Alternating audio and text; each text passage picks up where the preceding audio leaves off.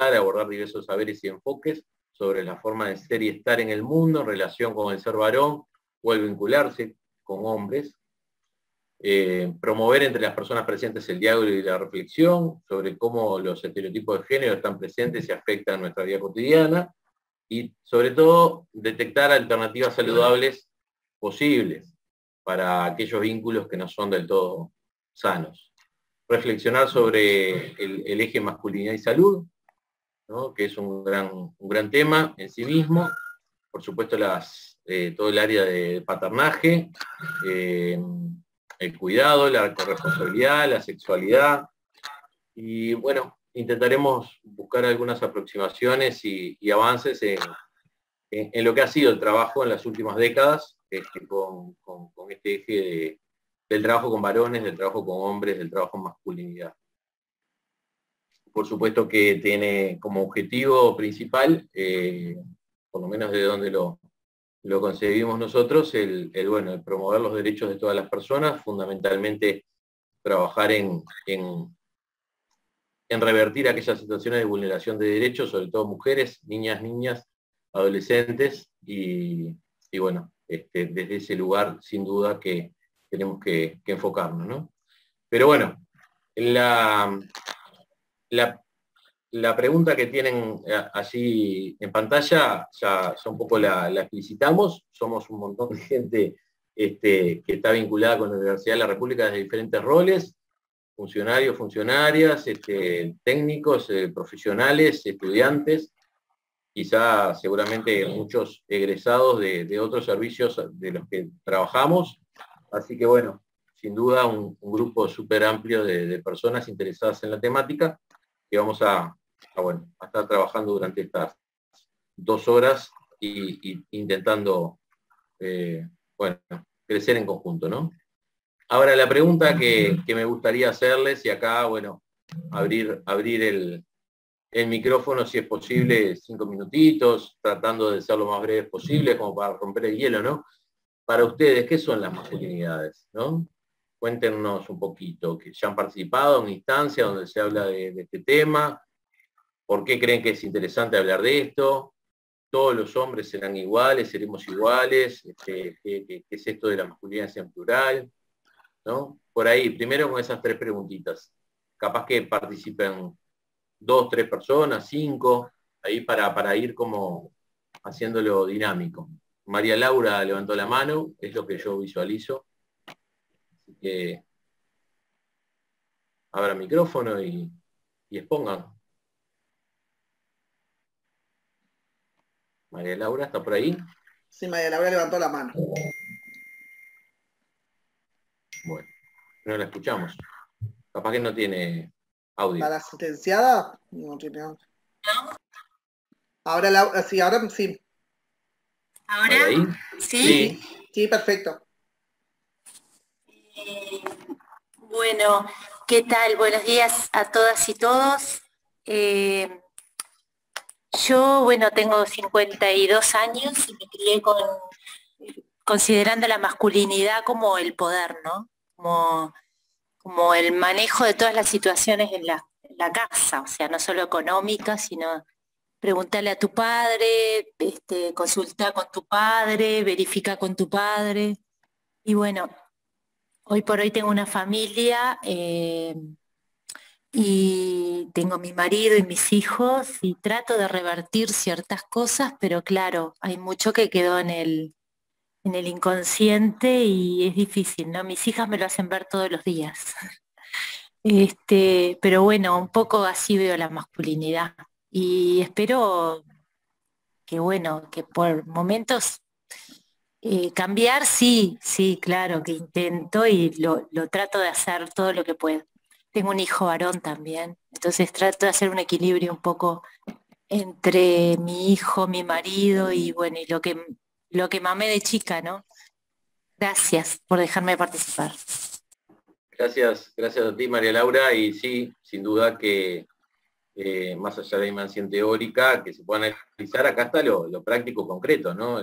Cómo nos atraviesa a cada una de nosotras este proceso de construirnos desde género en relación con otras personas, y en una sociedad, en una estructura social que ya estaba esperándonos para ofrecernos mensajes y posibles caminos, ¿no? Por allí Magalí levantó la mano. Tenemos Magalí. Ada.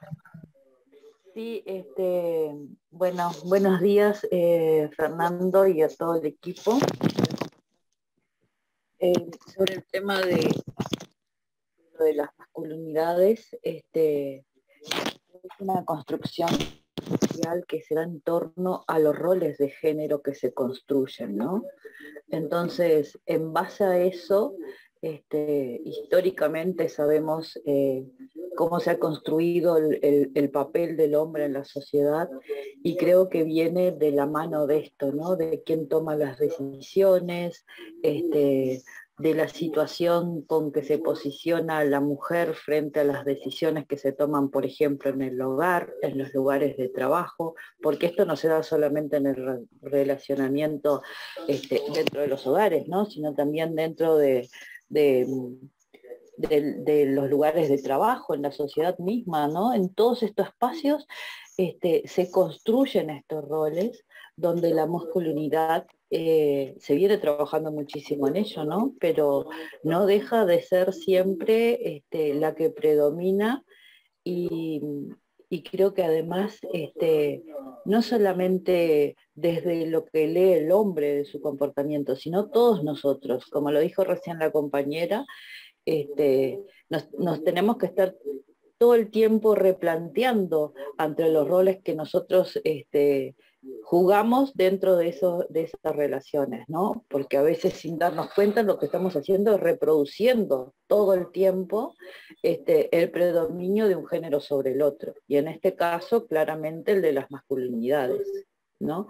Y creo que un tema que es fundamental en esto es justamente el no trabajarse sobre las masculinidades. Siempre estamos trabajando la situación de la mujer, estamos buscando de que se pueda empoderar del rol que tiene y del máximo de sus capacidades que puede desarrollar en todos los relacionamientos y en los lugares donde es llamado a estar, pero nunca trabajamos sobre las masculinidades. Nunca se trabaja con el varón agresor, por decir de alguna forma, ¿no? Entonces, creo que un poco va por ahí. Gracias, Magalí. Sin duda, hace falta y mucho ampliar los trabajos que se han realizado hasta el momento, y en este recorrido vamos a tratar de compartir algunas de las iniciativas que se han llevado adelante, que se llevan en Uruguay, que se llevan en la UDELAR concretamente, pero sin duda que falta mucho. Es un tema muy incipiente, que ya les adelanto que, bueno, los primeros trabajos con hombres para transformar masculinidades poco saludables en lo vincular datan de principios de la década del 80, finales del 70, principios del 80, por lo tanto en la historia de la humanidad es como unos segundos, ¿no? Hace realmente muy poco, y son actividades muy, muy puntuales. Pero bueno, para no adelantarme, porque me tiento a llegar al final rápidamente,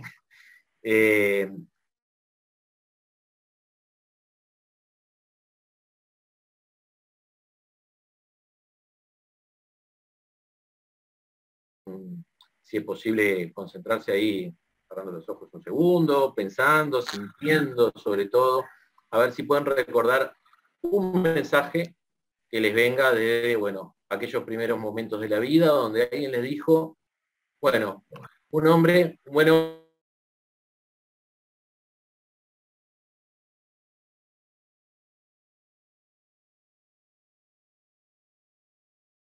femenino, o bueno, con ninguno de los dos.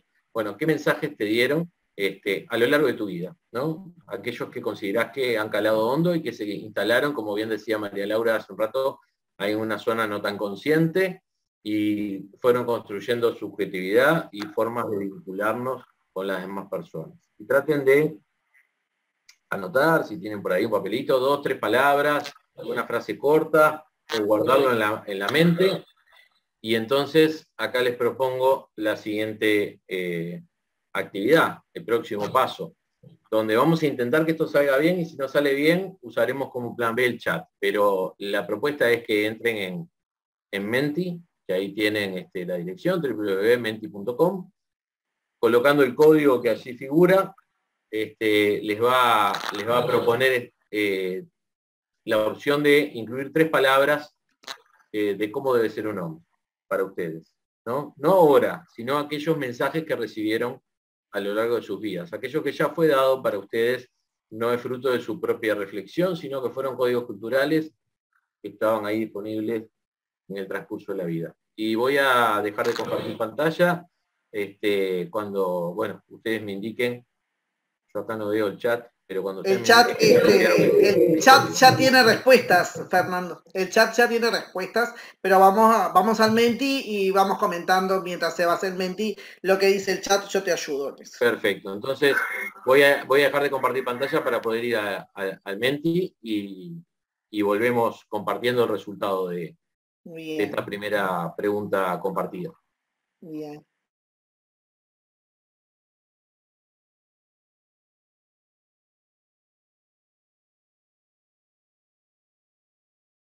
Es Laura. Un hombre no llora, dice. Perdón, acá por el no chat. tengo el código para entrar en Menti. Está escrito que lo ponemos en el chat. No sí. Me lo dictás, Fernando. Sí, 505 93048.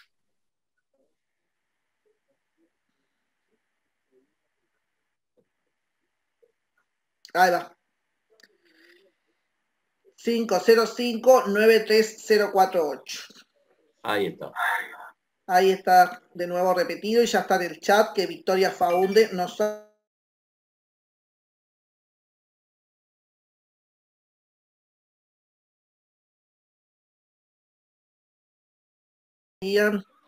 A ver,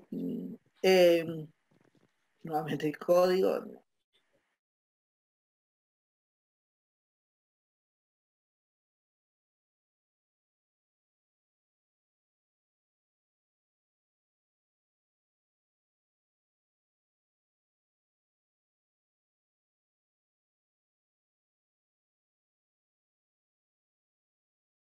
El color rosado es de niña, dicen por acá. Ya respondí, dice Verónica, o sea que el Menti se está formando. Exactamente. Tiene...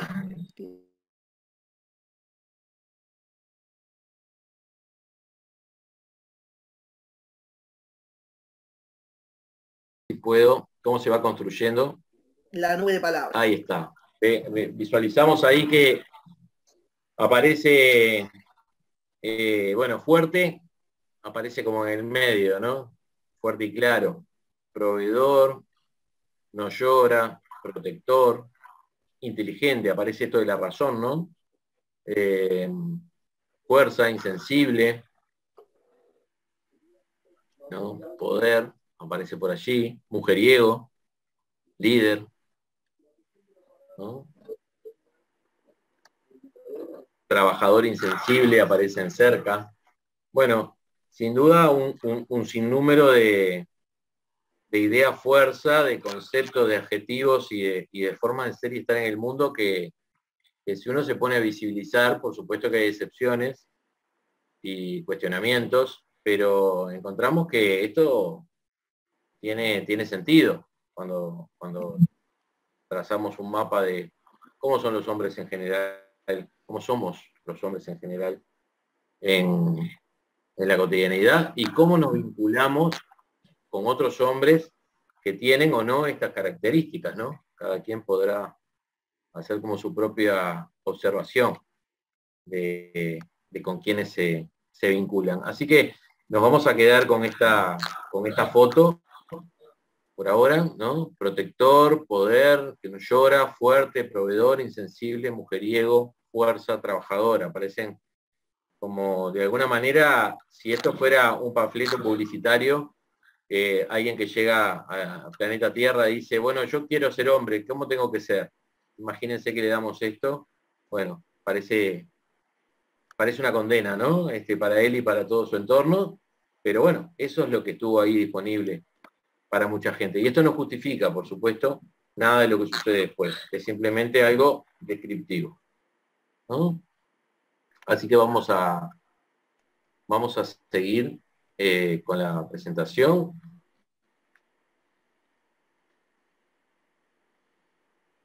Y no sé si alguien quiere contar algo de qué le pareció hasta acá esto. Si están de acuerdo en esto del mensaje de cómo debe ser un hombre. Hay 3 participantes que están levantando la mano. Ahí está. Vamos a darle la palabra. No sé si eran las que ya estaban, pero capaz que, porque habló María Laura y Magalí, no sé si era anteriormente, y Paula, capaz que... Capaz que le damos la palabra a Paula, y a las compañeras que ya hablaron les pedimos que se reserven para más adelante. Buenas, hola. Buenos días para Paula. todos y para todas. ¿Cómo están? ¿Cómo estás, Fernando?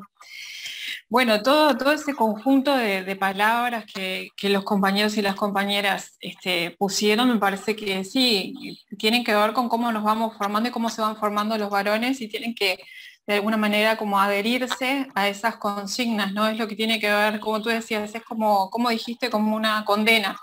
Bueno, son una serie de mandatos sociales, ¿no? Y cuánto los varones se aparten de ese mandato, los va a condenar también en otro tipo de ejercicio de masculinidades, porque hay masculinidades que son más hegemónicas y otras que son menos hegemónicas, minoritarias. Entonces, bueno, el cómo pasa por el cuerpo cada varón, todo ese conjunto de mandatos y de órdenes, es lo que va a ser su propia subjetividad, pero a grandes rasgos creo que todos nos identificamos con lo que compartimos, ¿no?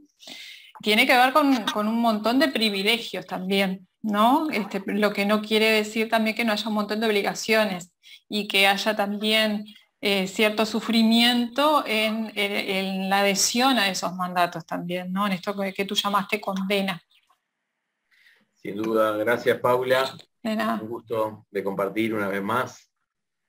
Igualmente. Sí, por ahí aparecen un montón de conceptualizaciones, ideas,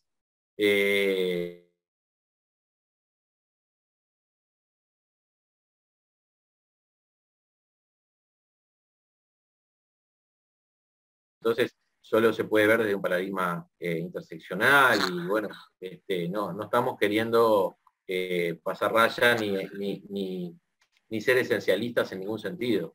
Entonces, por ahí nos preguntamos, ¿no? Bueno, ¿qué es esto de un estereotipo? Decíamos al principio, ¿no? Que íbamos como parte de los objetivos, a evaluar estereotipos. Bueno, estas ideas fuerza, estos conceptos que por ahí ustedes pusieron en el Menti, pero que son simplemente reproducciones de mensajes que ustedes han escuchado a lo largo de su vida, y que por ahí también hemos dicho, ¿no?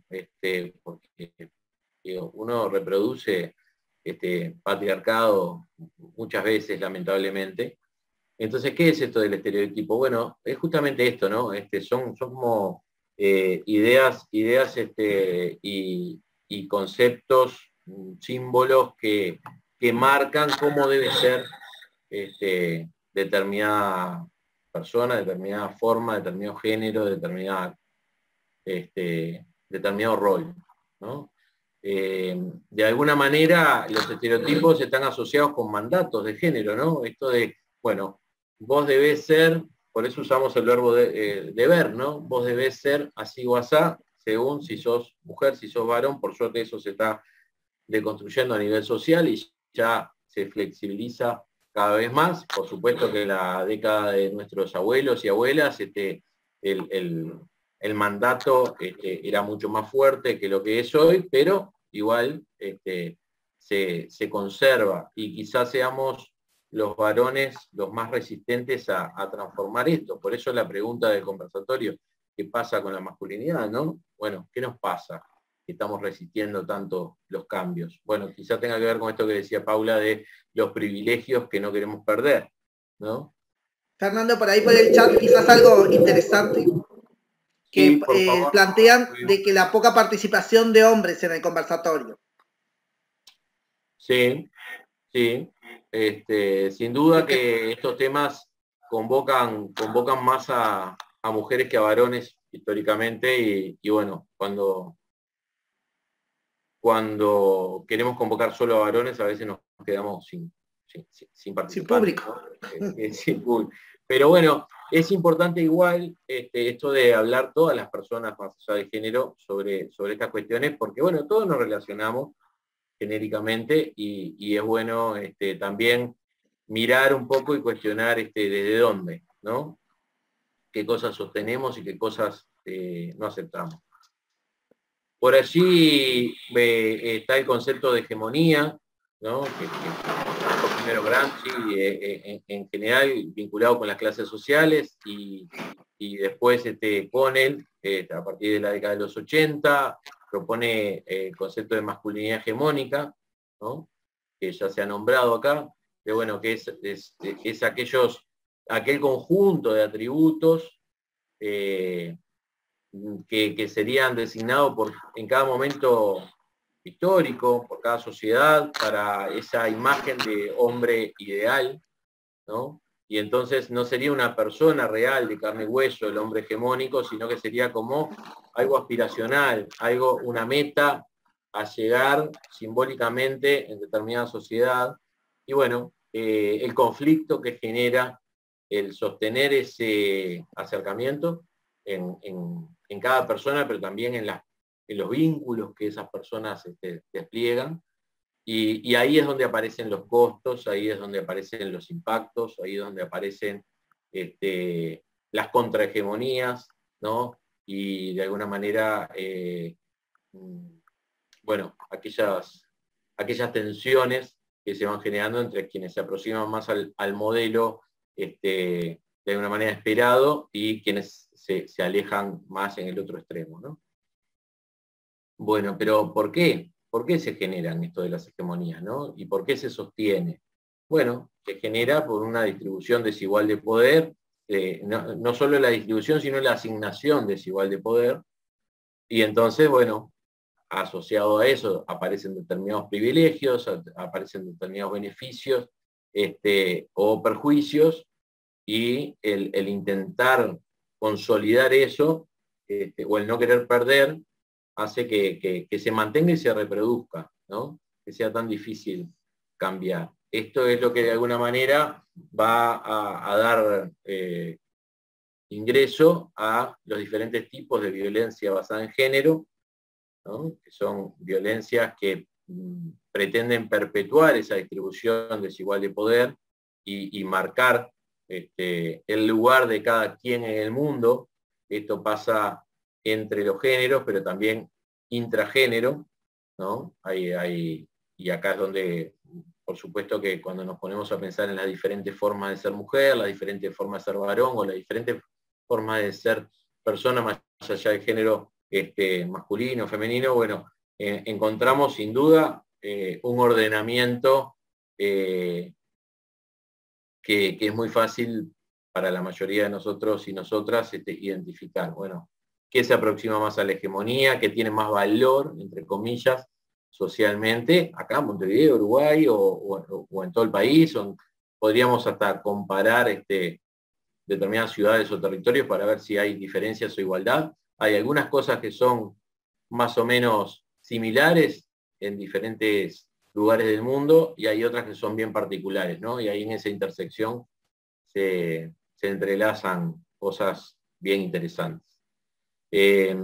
Bueno, por supuesto que cuando hablamos de violencia basada en género, hablamos del origen del ejercicio de esta violencia, que hablábamos de la distribución desigual de poder, pero también podemos hablar de tipos de violencia, ¿no?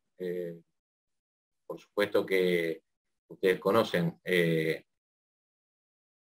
violencias a nivel emocional o psicológica, violencias económicas o patrimoniales,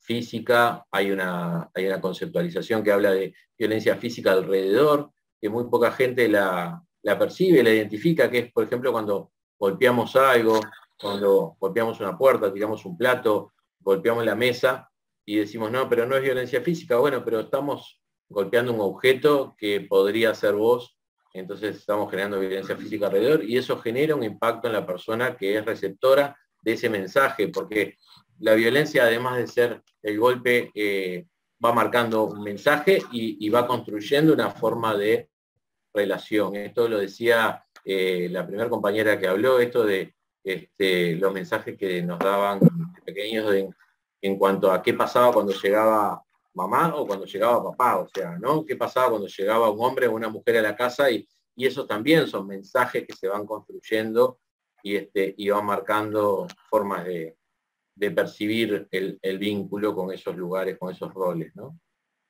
Y vamos a tratar de desplegar después, más adelante, también el concepto de corresponsabilidad, más allá de que se va a dar en el curso más adelante, como lo decía Virginia, pero bueno, tiene que ver con esta forma de distribución de las responsabilidades entre todas las personas involucradas en determinada actividad, sobre todo en lo doméstico, en la crianza, en los cuidados, pero también a nivel laboral, y cómo ahí las organizaciones y el Estado tienen que ver con que se generen buenas distribuciones de las tareas de forma corresponsable y no queda depositado solamente en la responsabilidad de una persona o de una pareja o de un colectivo, ¿no? Acá hay una forma de entenderlo bien interesante y lo vamos a ver ahora en poquitos minutos. Bueno, no sé si lo estoy haciendo capaz que demasiado oral esto y demasiado aburrido, entonces le quería como pedir feedback. ¿La llevamos bien? ¿Sigo así o quieren meter cuchara? Bien, bien de bien, Fernando. Viene bien. Andreina levantó la mano ahí. Sí, hola, buen día. Sí, y todo lo que se ha dicho hasta ahora me ha quedado un poco reflexionando respecto a cómo miramos esa relación. Siempre son en base a carencia.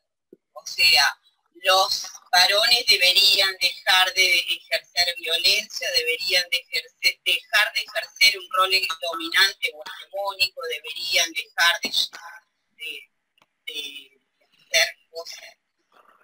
Y me parece que también hay un aspecto central que estaba puesto en las diapos, que en realidad capaz que yo me lo salteé, que es cómo ejercer la corresponsabilidad.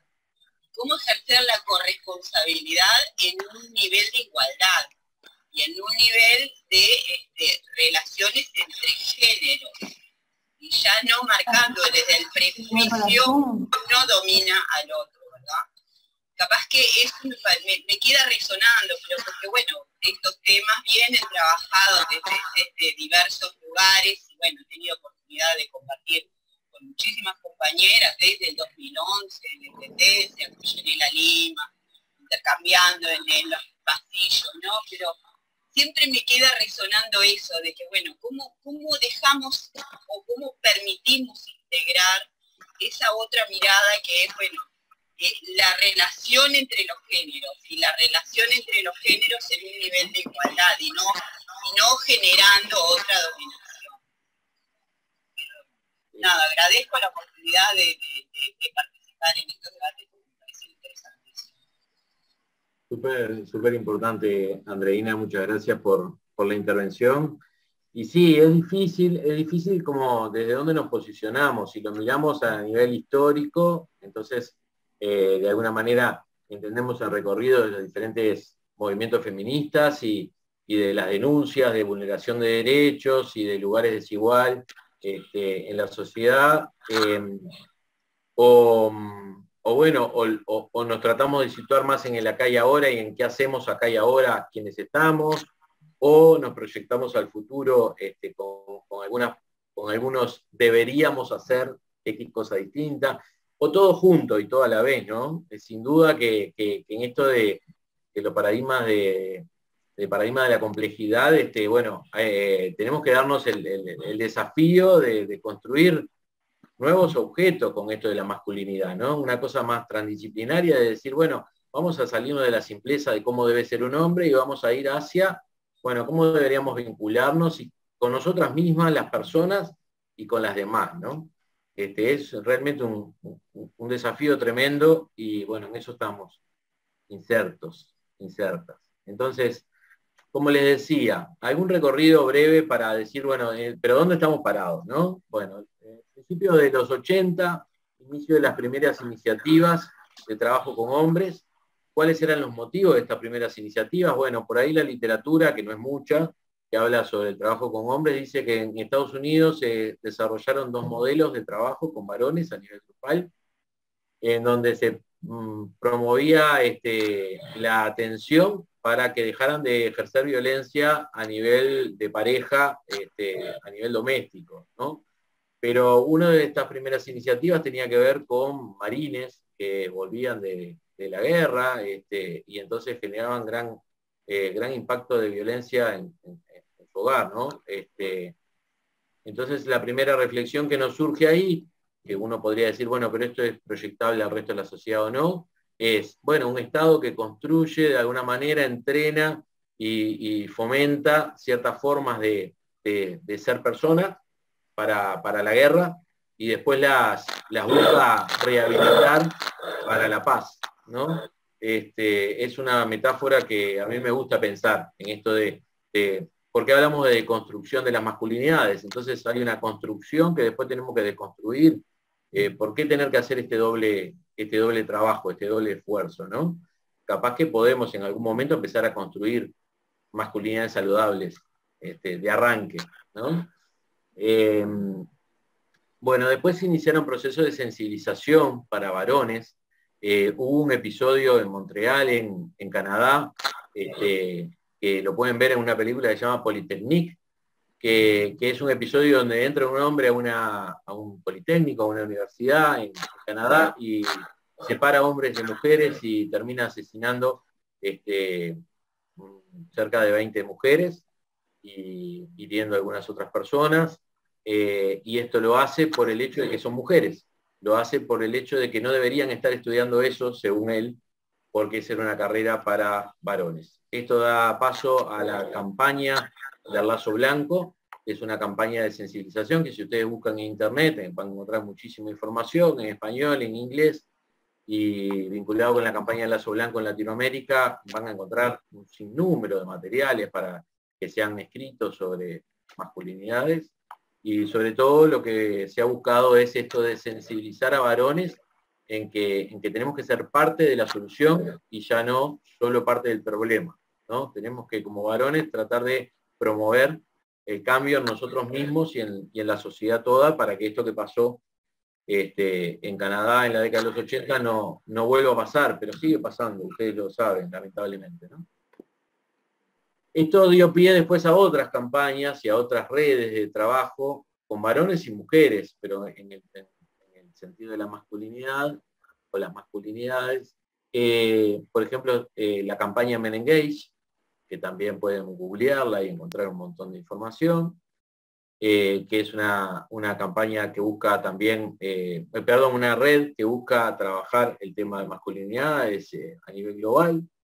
La campaña Men Care, que es una campaña de paternidad presente, afectiva, corresponsable, que busca, de alguna manera promover nuevas formas de ser papá, nuevas formas de paternar, y por lo tanto nuevas formas de ser mamá y de la corresponsabilidad en el cuidado, en la crianza, en la decisión de cuándo, cómo y con quién tener un hijo, una hija, un hije, y de qué manera desplegar eso, ¿no?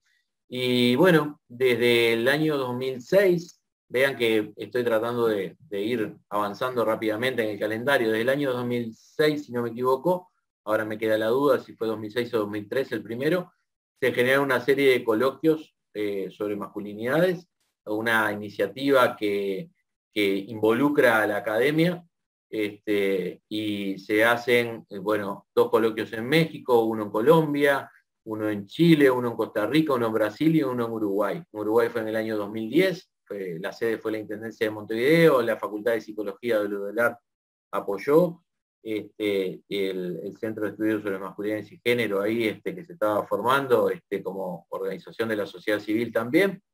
Y bueno, ahí es donde yo tomo contacto con este tema, ¿no? Porque también lo autobiográfico es importante en esto, ¿no? Si yo no me hubiese cruzado con una beca que me otorgó la Facultad de Psicología en ese momento para ir al coloquio de masculinidades, capaz que no estaba acá charlando de esto, y capaz que seguía siendo un macho hegemónico como lo fui, y en algún aspecto lo sigo siendo, lamentablemente, porque bueno, en esto de la deconstrucción no es hacer un clic y ya está, no es F5, ¿no? Esto da trabajo, y del 2010 a la fecha venimos trabajando arduamente, pero sin duda que cotidianamente me reconozco como un representante del patriarcado, lamentablemente, en un montón de acciones, y en otras como un hombre que busca transformar por lo menos las prácticas violentas más evidentes, y denunciar aquellos beneficios que tengo por el hecho de ser varón, y renunciar a ellos, ¿no? Lo cual, bueno, es todo un trabajo arduo y cotidiano, pero que vale la pena hacer. Bueno, de la mano de los coloquios, entonces, la academia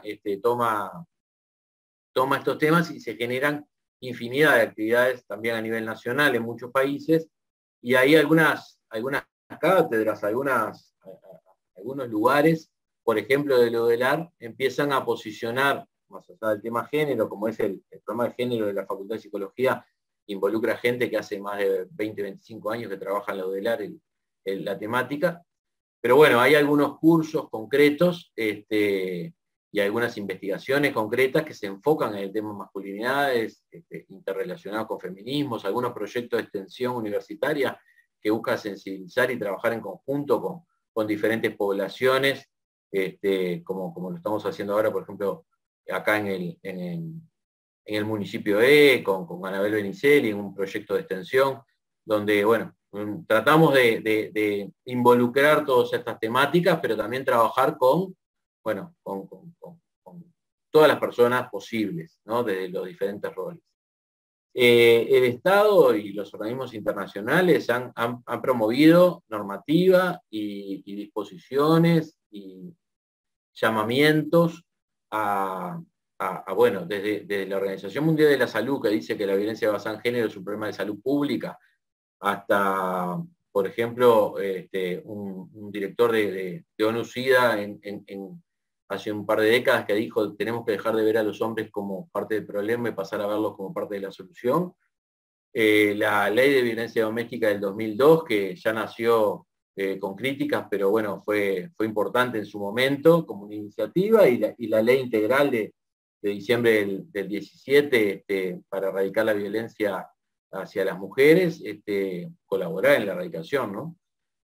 Son todas iniciativas que la modificación del Código Penal acá en Uruguay, donde se empezó a penar de manera distinta el tema de la violencia a nivel de pareja, en el ámbito doméstico, etcétera. Son todas iniciativas que, bueno, sin duda van empujando a la transformación, al cambio, pero ustedes saben que, bueno, la letra en el libro, en la Constitución, no cambia las prácticas.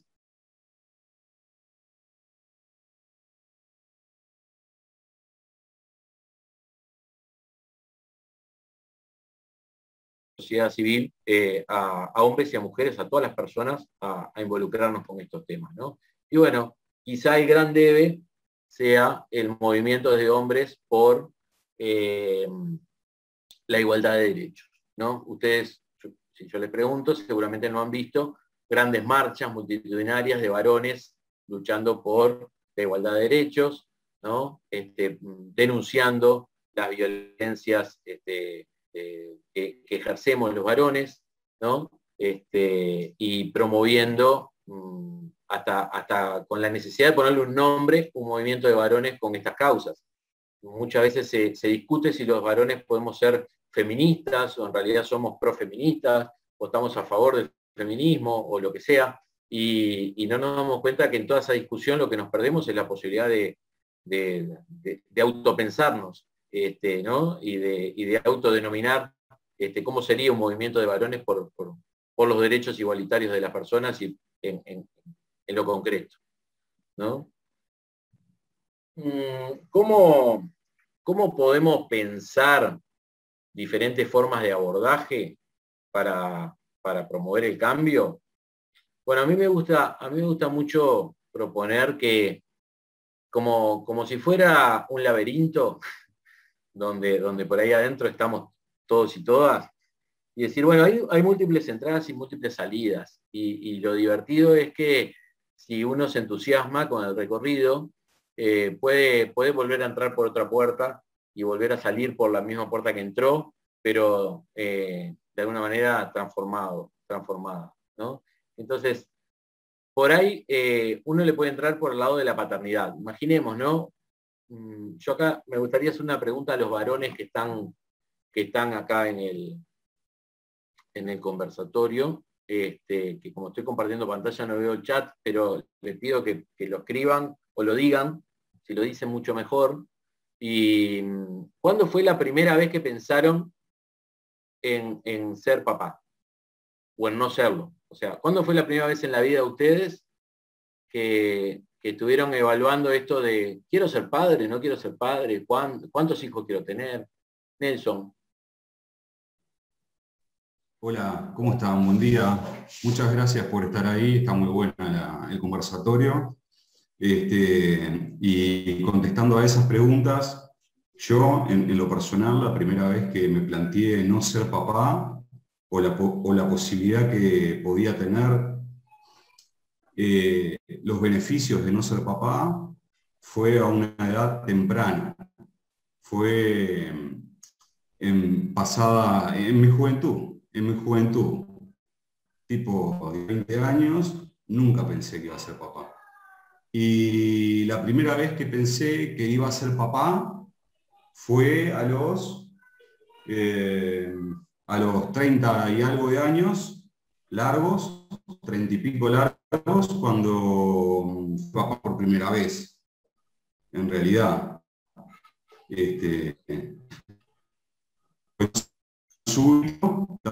No pensando en profundidad y bueno, ya en el viaje cuando me di cuenta que iba a ser papá. Y de esa forma también lo tomé, pero bueno, no me quiero ir por las ramas y me quiero centrar en tu pregunta nomás. Gracias. Gracias, Nelson. Gerardo tiene por allí la mano levantada también. Hola, ¿qué tal? Buenos días a todos y todas.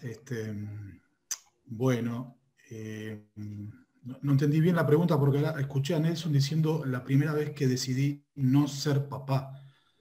¿Fue esa la pregunta o fue la contraria? No, la pregunta fue, ¿en qué momento de tu vida pensaste por primera vez el tema de la paternidad? Bueno, como cuando Nelson, te preguntaron. Por eso, porque escuché a Nelson decir que decidió no serlo a los 18 o 20 años, una cosa así, o entendí mal. Pero de todas maneras, respondiendo a la pregunta, quise ser padre desde muy joven, a los 18 o 20 años justamente. Bueno, no lo fui, después estuve en matrimonio a partir de los 30 hasta los 35. Estaba en ese matrimonio, el que quería ser padre era yo, ella no quería por el momento, ella era un poco más joven que yo, es un poco más joven que yo. Por lo tanto, con el correr de los años, con la necesidad de ser padre, desde mi parte, decidimos terminar el matrimonio y bueno, recién a los 39, casi 40 años, fui padre por primera vez y hoy tengo 3 hijos con 54 años. Y bueno, nada, contestando un poco la pregunta, siempre quise ser padre, nunca me lo planteé como una negativa, por eso te preguntaba esto, no había entendido la respuesta de Nelson. Bien. Bueno, gracias compañeros. Nelson ahí levantó la mano de nuevo. Sí, yo quería hacer una pequeña precisión, que en realidad era un sentimiento mío, el proyectarme hacia un futuro de adultez en el cual yo pensaba ser padre realmente, porque sentía que no lo necesitaba. El día que yo fui papá, lo viví de una forma muy interna, muy profundamente. Hoy día tengo 2 hijos, el menor ayer cumplió 4 años y el otro tiene 11, y la paternidad la viví como una aventura permanente, un desafío y un trabajo en sociedad con mi esposa, desde la igualdad y bueno, desde la proyección y de poder dar herramientas mediante la educación. Pero realmente yo hoy en día me defino primeramente como una persona padre. Yo me siento padre más que nada, más que otra cosa, la verdad. Gracias. Bueno, sin duda que las compañeras que están escuchando deben poder comparar con sus experiencias vitales de que seguramente en los primeros años de su vida, en la temprana infancia, ya les invitaron a pensar en la maternidad, ¿no? Y acá hay una gran diferencia. No tiene por qué haber sido en todos los casos así, de esta manera, porque eso sería construir un estereotipo sobre la paternidad y la maternidad, pero en general uno cuando sondea descubre esto, ¿no? Que a ellas se les plantea la interrogante y la necesidad de la pregunta y la respuesta mucho antes que a nosotros. Y bueno, eso también va marcando la construcción del rol, ¿no? Por allí se plantea que si los niños varones jugaran más con esto de los muñecos, las muñecas y el cuidado, podrían también construir el rol desde ese lugar. La misma pregunta, el mismo estilo de pregunta nos podríamos hacer con el resto de los ítems que figuran por allí. ¿Cuándo fue la primera vez que pensamos, que sentimos que nos teníamos que hacer cargo de los vínculos violentos o de los relacionamientos saludables, ¿no? Cuando nos empezamos a cuestionar la forma en que nos vinculábamos con otros, con otras, y si esto era sano o no, ¿no? En esto de la reproducción, de alguna forma de vincularnos, sobre todo en la adolescencia que tenemos los varones, por esto de reafirmar el rol, ¿no? Esto de la morta para los cumpleaños, esto de, ¿no? de agarrar a piñas al nuevo en el cuadro de fútbol, o etcétera, ¿no? Cómo la violencia se convierte en un estilo de vínculo en ocasiones que se naturaliza totalmente, y entonces, bueno, Claudia por allí levanta la mano. Quería hacer una... ¿Sí? ¿Se escucha? Sí, perfecto. Ah, bien. Dos cosas quería como acotar, ya que estamos dentro del conversatorio, ¿no? Algo que me resultó, siempre, una palabra que siempre me resuena, ¿no? Cuando decimos necesidad. Nunca había escuchado a un hombre, como dijo Nelson, no, el otro hombre que habló, que no me acuerdo el nombre, dijo, sentí la necesidad. Y nunca me había parado ese lugar, o ahora que lo estoy pensando, ¿no? La necesidad del hombre de ser padre, ¿por qué esa necesidad? ¿Qué es lo que...? Y si lo pienso desde el lado de la mujer, ¿no? La necesidad que tenemos nosotros de ser mujer, porque después quedamos condenadas porque tenemos el útero, más que nada, ¿no? Pero nunca lo había sentido desde el hombre, decir, sentía la necesidad. Era como necesario, como vital ser padre. Nunca lo había escuchado. Después otra cosa que sí que puso Nelson, que dijo ahí en el chat, ¿cuántas veces las madres despidieron nietos a sus hijos varones? Sí, ¿verdad? Lo vivo en mi familia, ¿no? Lo vi, mi madre todavía sigue pidiendo, yo tuve un hijo, después me esterilicé con 29 años, porque me sirvió uno para muestra, siempre digo. Y bueno, mi madre quiere seguir teniendo nietos y le exige a mis hermanos, y mis hermanos no lo quieren. Y también creo que tiene que ver con esa parte machista que traemos las mujeres, ¿no? De exigirles hijos a los, no sé si machistas, o también parte del sistema, ¿no? De seguir procreando, y tenemos que sostener la familia y todo lo que implica el sistema, ¿no? Cómo se sostiene. Pero es verdad, siempre, nunca desde la pregunta, ¿querés tener hijos? A mí me gustaría tener nietos, pero siempre, ¿y cuándo? ¿Y cuándo los hijos? Tanto para los hombres, para las mujeres, pero cada uno desde el feminismo siempre lo piensa de la mujer, y estas conversaciones están buenas también para que nosotros veamos esos lugares que a veces no nos permitimos porque estamos tan, a veces como enojadas, que no es la palabra enojadas, pero están, bueno, nos vulneraron tanto que a veces no nos permitimos ver esos lugares. Llamó la atención desde la palabra cuando dijo el compañero, la necesidad. No sé si me expliqué al punto que quise llegar. Gracias. Gracias a ti, Claudia, y está muy bueno, sí, esto que venimos reflexionando en conjunto, ¿no? Bueno, Julieta, por ahí levanta la mano. Hola, ¿qué tal? Buen día a todos. Bueno, nada, primero señalar que estoy encantada con las participaciones de todos y las exposiciones. Y en realidad quería compartirles unas conversaciones que tuve este fin de semana, o sea, recientemente.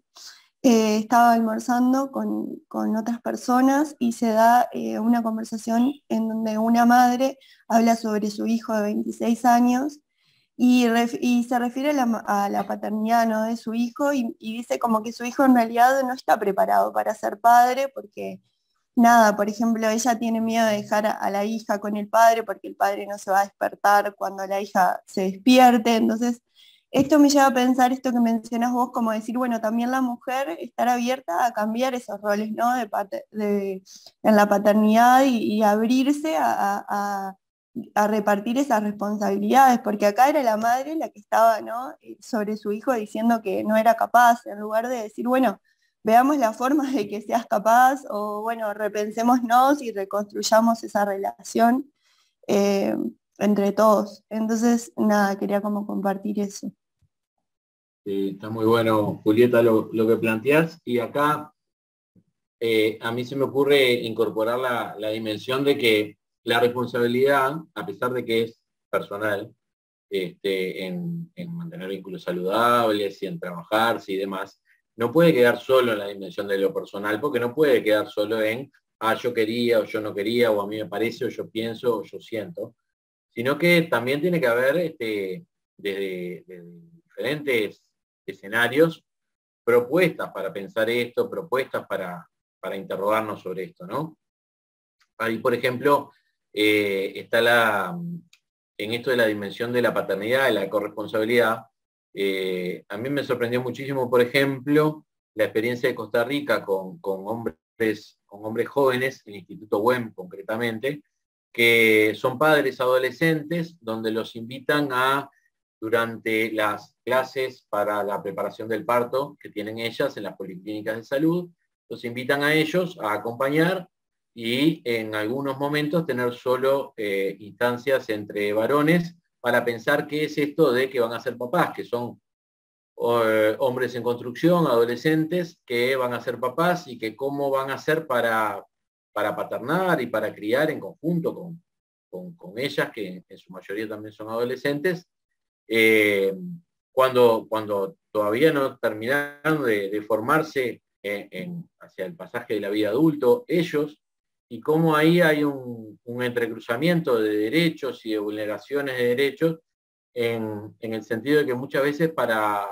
estos papás jóvenes se les exige que, bueno, por el hecho de ser papás o por el hecho de ser mamás, den un salto hacia la vida adulta, cuando en realidad no están preparados para insertarse en el trabajo, o no terminaron de formarse desde la enseñanza, o no tienen dónde vivir. Entonces, bueno, se los empuja hacia un mundo de vulneraciones y de exposición a riesgos que es muy potente, ¿no? A mí me marcó mucho esta experiencia de Costa Rica porque escuché decirles, por ejemplo, a estos varones jóvenes, bueno, pero ustedes tienen el derecho a seguir formándose como personas y a pesar de que hay un embarazo en curso, tienen que trabajar ambos aspectos, ¿no?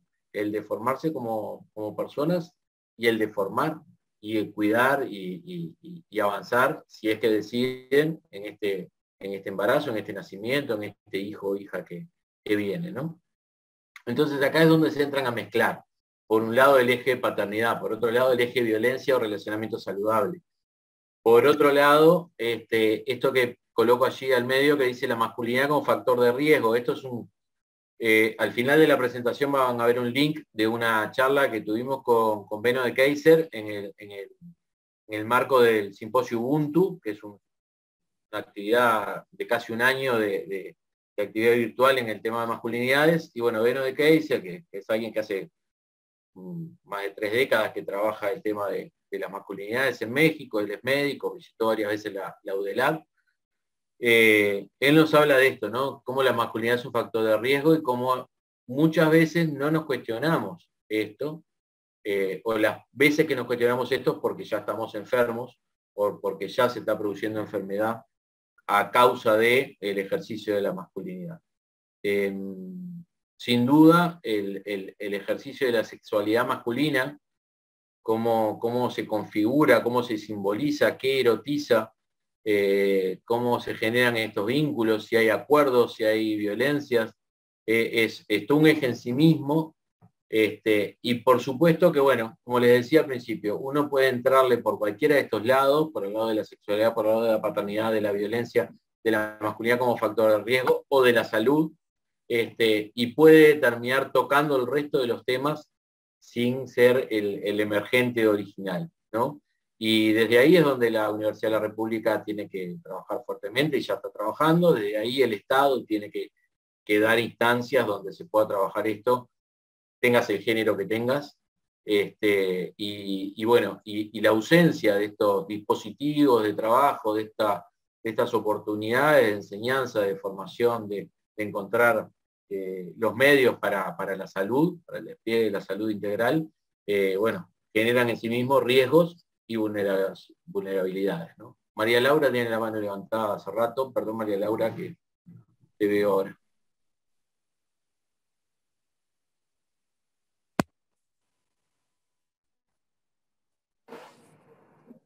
¿Se escucha? Sí, perfecto. Ah, bueno.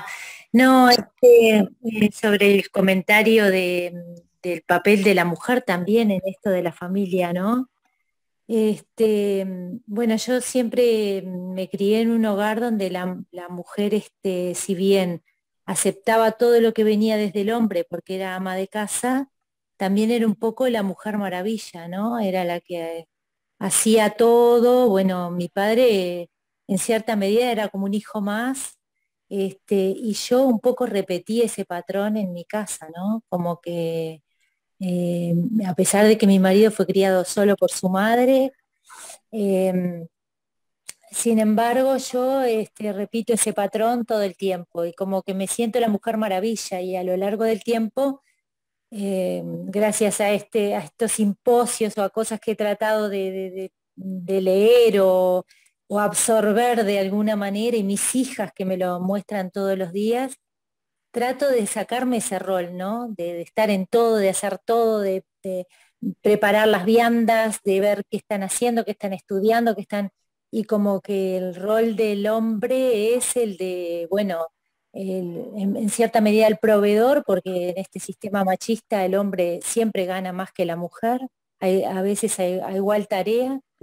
Y siendo empleada pública se imaginan también la situación, ¿no? Él es privado. Ha crecido más que yo en todos estos años a nivel laboral y de, bueno, etcétera, pero siento que también es mi culpa eso, ¿no? Como de no haberme valorado en ese sentido, como que tenía que estar a la orden de los hijos y la casa y olvidarme un poco de la parte esa de crecer como persona, ¿no? A pesar de mi género. Y lo digo así tan tremendamente, pero lo siento así. Gracias. Gracias, María Laura. Fernando, disculpame un poquito, porque en el chat están saliendo cosas súper interesantes, pero bueno, veo que Lucrecia tiene la mano levantada, pero después capaz que Virginia puede levantar algo del chat y vamos como conversando, pero el chat está muy rico. Era solo para comentarte eso. No lo estoy visualizando ahora, así que... No, yo sé que no estás, te lo vamos a ir como tratando de compartir con Virginia, ¿sí? Sí, si me permitís, Lucrecia, un comentario muy breve previo a tu intervención. María Laura introduce una dimensión que es clave para pensar, que es la culpa, ¿no? Y cómo si nos entrampamos con la culpa, el único camino posible es el castigo, seguramente, ¿no? Entonces, ¿cómo poder salir de un sistema que no nos sirve o que no nos resulta saludable sin pasar por esos lugares, ¿no? Entonces, por ahí la posibilidad de sensibilizarnos y de buscar transformaciones, cambios, entendiendo que, bueno, que uno hace lo mejor que puede con la información que tiene disponible. Por lo tanto, el acceso a la información y la sensibilización va a ser clave para las transformaciones. Y después sí, la responsabilidad de cada quien, pero con las herramientas que ya ha ido adquiriendo, ¿no? Ahora sí, Lucrecia, perdón. No, tranquilo. También iba como que un poco asociado a lo que decía María Laura, como la paternidad vista desde el punto de vista de la reproducción del capital y el tema de las desigualdades salariales entre el hombre y la mujer. La otra vez estaba leyendo unos artículos sobre la desigualdad salarial y qué tan real era en los países más desarrollados, en los que ya, por ejemplo, hay como brechas de género que están un poco más saldadas, digamos, que en otros países, y se daba con la maternidad. El único momento en el que empezaba a aparecer la desigualdad en sueldos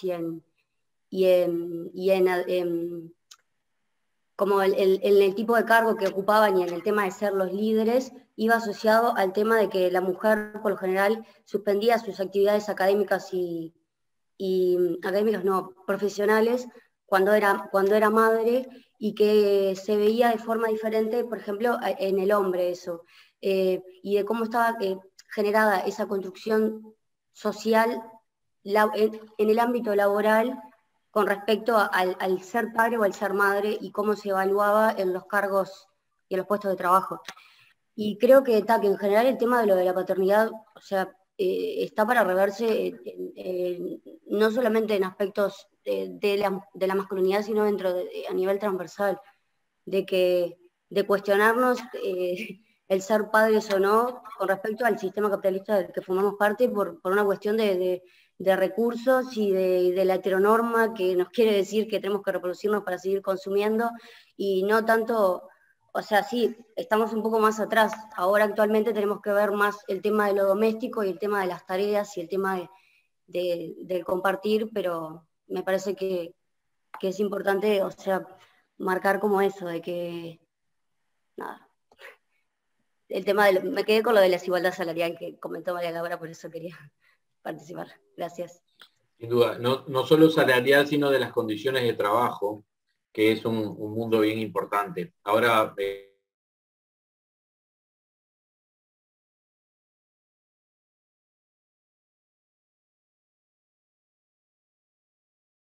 ante todo, digamos. Y no, yo quería me quedé pensando, ¿no?, en esto de la discusión sobre las masculinidades y la paternidad.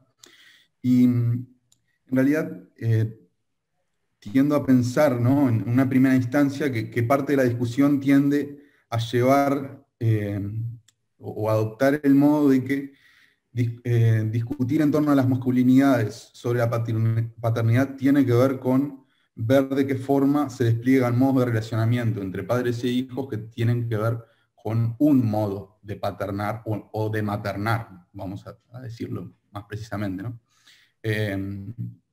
Bueno, ¿no?, como, bueno, hacer o tender a hacer tareas equitativas, igualitarias, tareas que hasta ahora hegemónicamente viene haciendo la mujer principalmente y demás.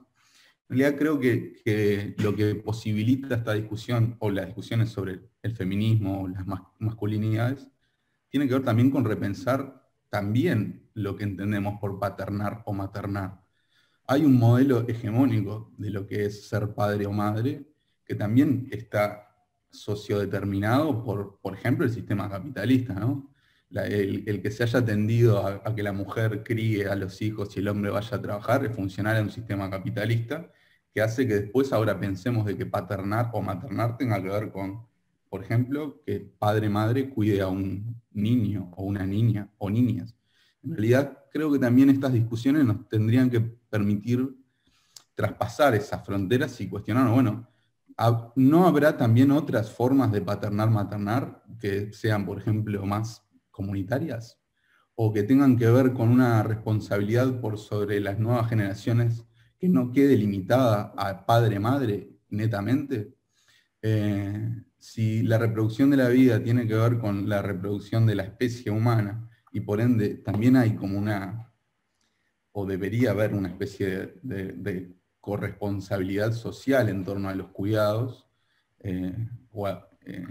creo que no hay que limitar la discusión de la paternidad, masculinidad, maternidad, a pensarlo en un modelo de paternar-maternar, sino que creo que debería habilitar también una discusión más amplia sobre cómo en realidad lo que debería cuestionarse son los modos de relacionamiento en general, para posibilitar nuevas formas y modos que tiendan a cuestionar también formas que pueden estar reproduciendo formas de dominación, que no tienen que ver ya solo con el patriarcado, sino, por ejemplo, también con el capitalismo, ¿no? Digamos que en la historia de la humanidad, la forma que entendemos de familia es relativamente reciente, ¿no? Es un poquito previa a la aparición del capitalismo. Por lo general en la historia de la humanidad se criaba de forma muy diferente, y creo que en realidad estas discusiones podrían permitirnos ya no solo pensar el rol del hombre, de la mujer, sino también poder cuestionarnos el entramado social, cómo construimos relaciones sociales en general y cómo pensamos la sostenibilidad de la vida de una forma amplia también. Sin duda, gracias.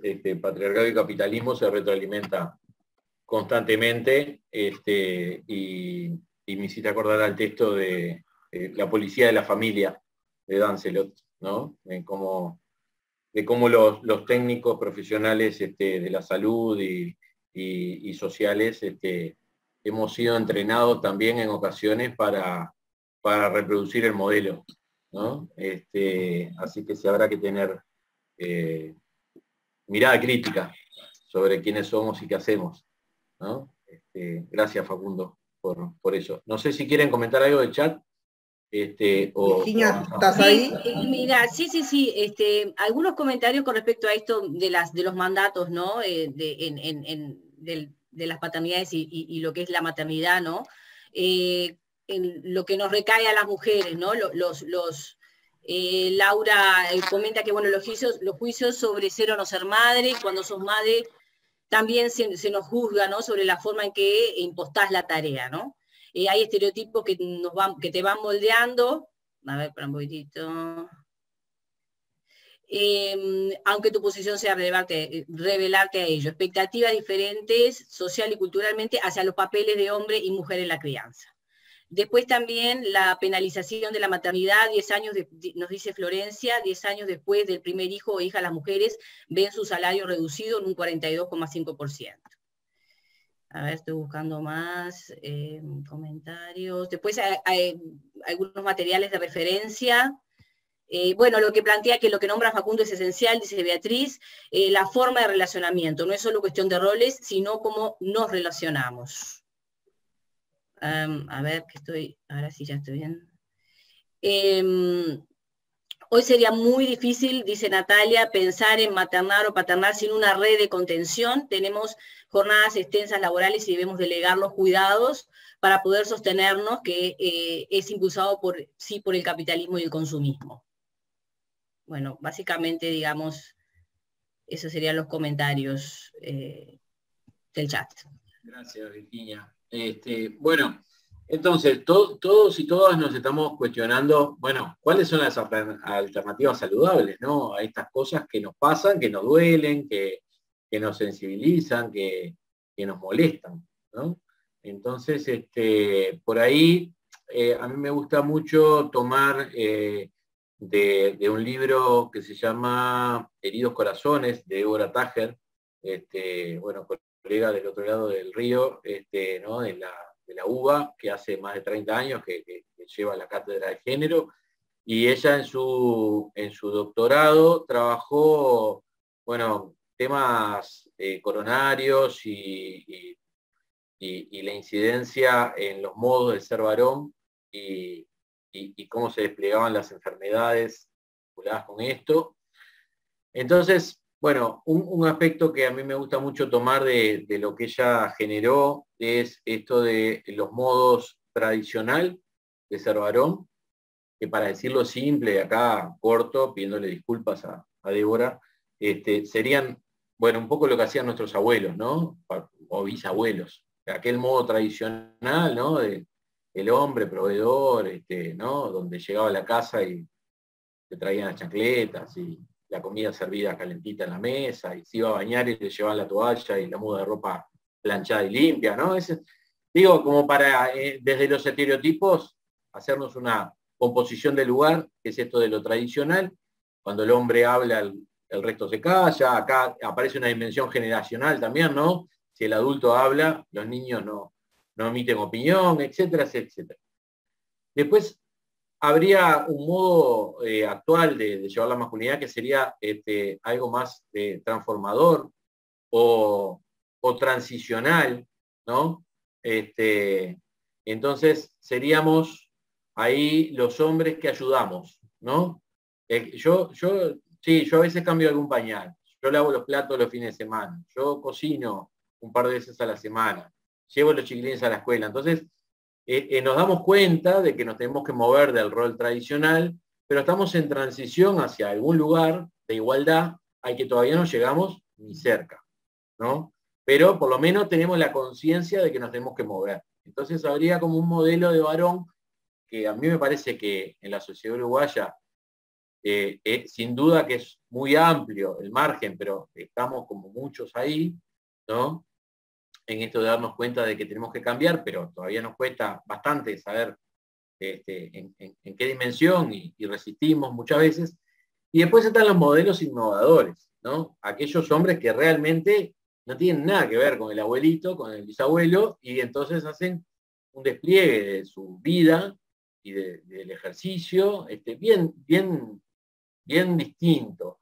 Y acá siempre traigo el ejemplo de un estudiante que tuve hace poco en la Facultad de Psicología, donde él, bueno, con su pareja, acordaron por un tema de que ella tenía un trabajo que les gustaba más a ambos, que ella lo siguiera desplegando y ganaba lo suficiente como para mantener el hogar y etcétera.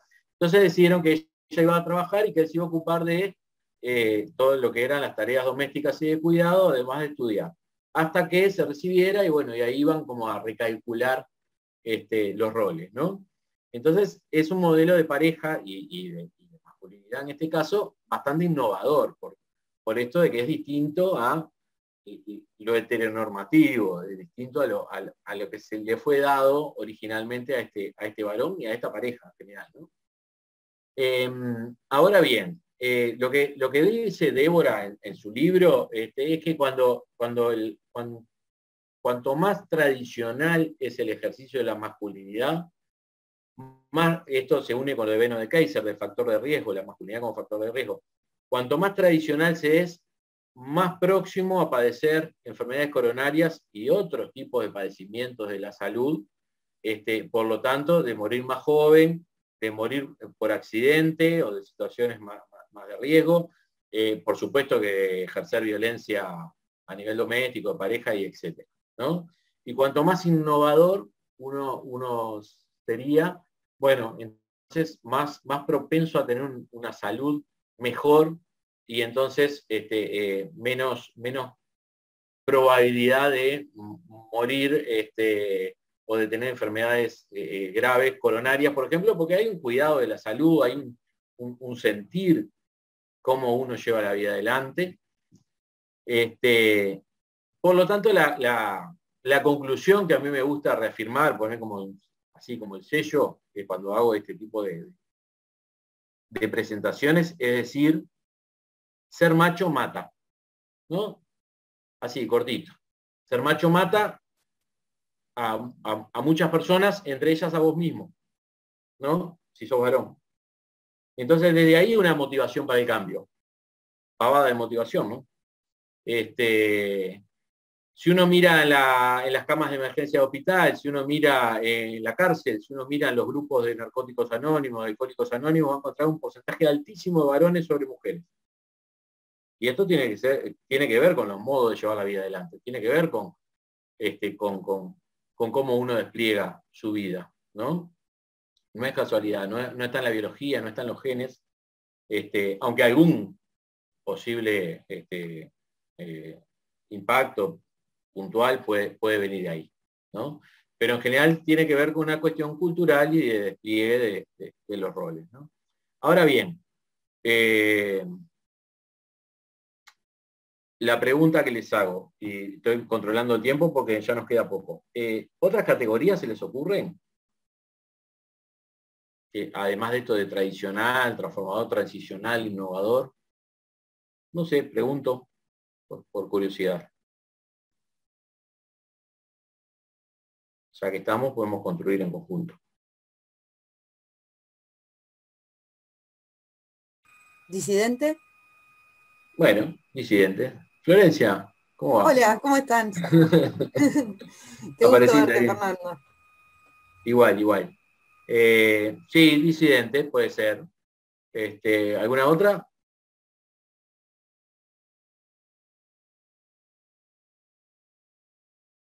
Bueno, yo lo que les quiero plantear es lo siguiente, y a mí me parece que esto es una clave.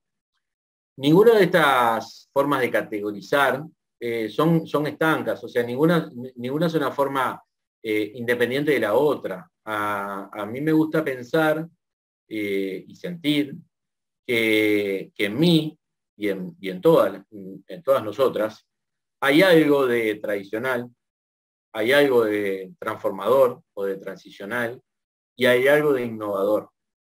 Y a mí me parece, como psicólogo, que parte de los conflictos... Suena, no quiere votar, pero si va a la Andrade a pedirle la firma, verá comunista. Hablando de conflictos... ¿Ya están? Bien. Alguien estaba con el taladro ahí.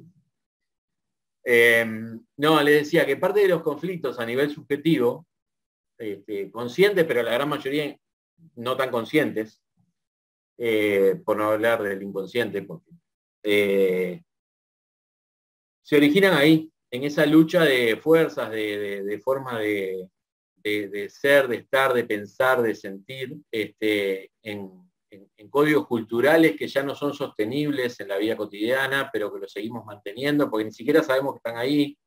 Esto de que hay leyes que ya dejaron de ser hace miles de años, como el ojo por ojo, diente por diente, pero lo seguimos teniendo tan presente como en aquel entonces, ¿no? Y bueno, ¿cómo nos cuesta, ¿no? A nivel subjetivo y a nivel comunitario, lidiar con estas contradicciones de cuánto tengo, en qué porcentaje de mi ser está lo tradicional, lo hegemónico, lo patriarcal, en cuánto está lo innovador, y cómo me doy cuenta de cuando me piso el palito solo, de aquello que quería dejar de ser, pero sigo siendo, y cómo me autodenuncio, o cómo me trabajo, o cómo le pido apoyo a otras personas para trabajar esto. Pero cuando pido apoyo, a veces no estoy pidiendo apoyo, sino que estoy pidiendo servicio y le estoy diciendo a la otra persona que o que me disculpe, o que me acompañe, o que me haga para que yo cambie. Y ahí se abre un sinnúmero de nudos críticos, de conflictos, de formas de llevar la vida, ni más ni menos, ¿no? Entonces, desde este lugar tan conflictivo como el que les estaba anunciando recién, la pregunta, ¿y vos? ¿Qué podés hacer en tu día a día para apoyar este cambio hacia una cultura de paz? ¿No? Salirnos del modelo patriarcal, hegemónico, violento y complicado, poco saludable, y meternos en un espacio mucho más saludable y de igualdad, ¿no? Entonces, bueno, sin duda que ahí están enunciados algunos de los espacios que todos y todas tenemos a disposición para involucrarnos del compromiso, ¿no? Las comisiones de salud en el ámbito laboral, donde se discuten, bueno, un montón de aspectos que por supuesto el eje género tiene una transversalidad absoluta. Los comités de calidad con equidad, como lo que compartimos con Virginia en la Facultad de Psicología, es donde, bueno, trabajamos cotidianamente para tratar de transformar aquellas cosas que son importantes, junto con un montón de colegas y de otros actores institucionales que funcionan en estos ámbitos de un compromiso absoluto. Las bipartitas de género que a veces se originan, negociaciones colectivas con perspectiva de género. En Facultad de Psicología, por ejemplo, se han generado espacios de cuidado, los baños inclusivos, bueno, una serie de aspectos, las certificaciones que el INMujeres ha promovido en las diferentes instituciones públicas y privadas para valorar cuántos hombres, cuántas mujeres trabajan, la carga salarial, cómo se distribuyen los grados bajos, los grados altos, etcétera, etcétera, etcétera. El análisis, la reflexión y la transformación de aquello que se valora como desigual es clave en todos estos espacios. Por supuesto, en los lugares de trabajo cotidiano, con tu compañero o compañera de banco, ¿no? Con ese que tenés ahí cerquita.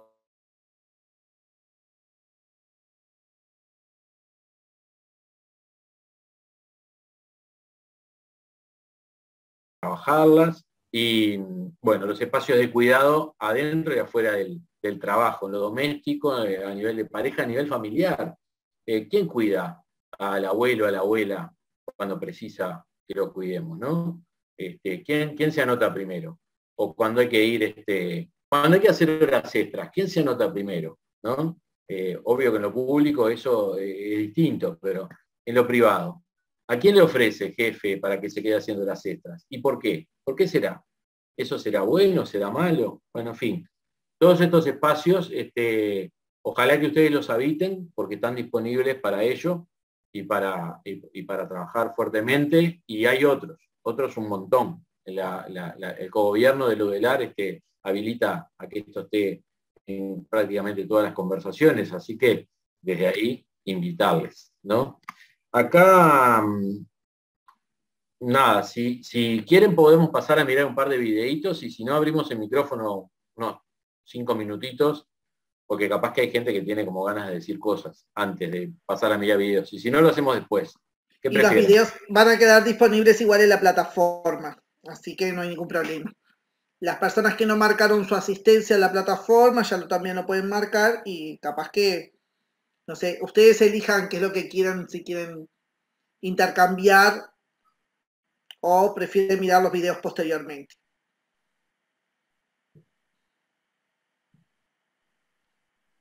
Capaz que si miramos los videos nos generan más posturas para seguir conversando, me parece. Bárbaro. Bien. Vamos. Bueno. Voy a dejar de compartir pantalla acá y me voy a ir a compartirles los videos entonces. A ver si los encuentro.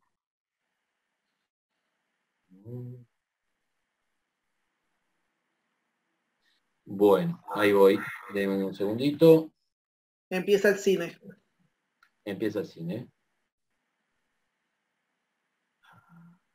Estoy un poco...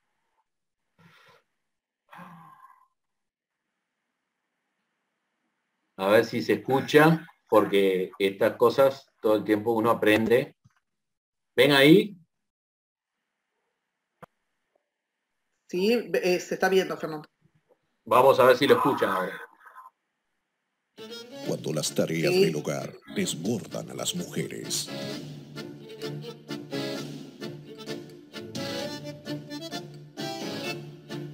Un grupo de hombres que resuelve todo tipo de problemas aparecerá y las ayudará, haciendo lo que mejor saben hacer: simular.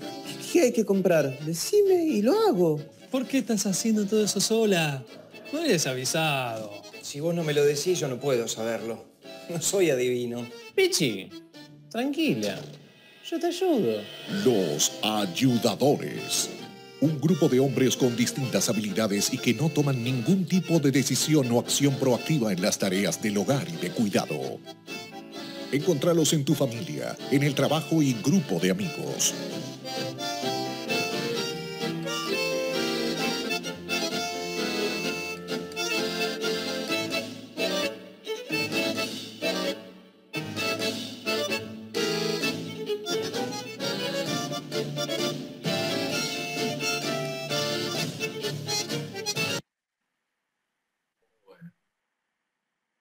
ahí un poco lo que le planteé hace un ratito, ¿no?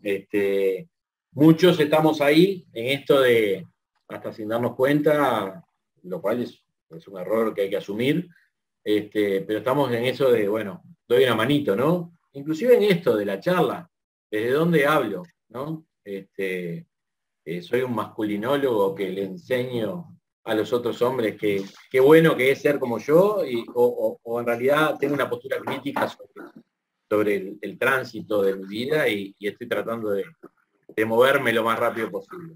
Por ahí, Nelson y Circe levantaron la mano. Sí, a mí me pareció muy gracioso, pero muy tragicómico, digamos. Me pareció un poco vergonzoso al verme reflejado en algunas conductas. Entiendo o pienso que no deben ser únicamente para el hombre, porque ya las he visto también en mujeres, pero no voy a generalizar. Y me parece mal el tema del ayudar, porque es asumir que estamos involucrándonos en las tareas de otra persona. Ya desde el arranque me parece que la participación tiene que ser inicial, o sea, ya estar incluida, digamos, en el quehacer de la familia o en el quehacer de la casa.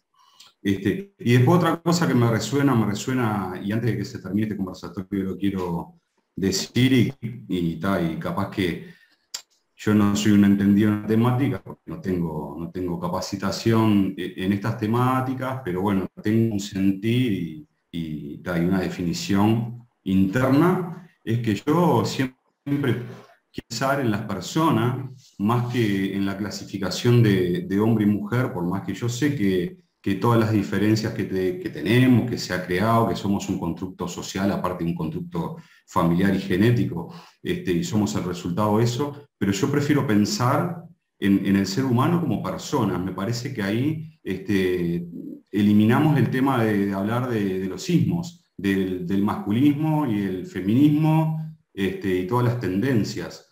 En lo personal, pero ya digo, es una visión totalmente personal desde mi poco conocimiento y de mi experiencia, y bueno, es lo que yo intento hacer, pensar en las personas y no en su género.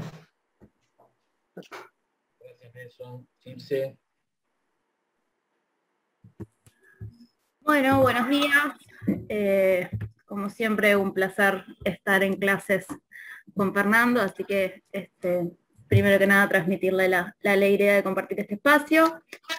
Y bueno, con este video y alguna compañera ponía antes, decía lo del varón como un hijo eterno, ¿no? Y la mujer como la mujer maravilla que tiene que hacer todo, y estar preocupada incluso por lo que va a ser o no va a ser ese varón, ¿no? Que puede ser padre, puede ser hijo, y a veces también como hay como un estereotipo de la paternidad, ¿no? La madre es la mala, la que pone las reglas, la que lleva la casa adelante, digamos, ¿no? La madre es la gran organizadora, y el padre siempre aparece como el bueno, el que permite cosas, el que no reta demasiado, o si reta es por mandato de la madre, como muy solapada esa figura, ¿no? Y está bueno como pensarla porque es algo que aparece mucho, sobre todo en las series, en los programas, en todos los medios de comunicación, ¿no? Y bueno, en las propagandas.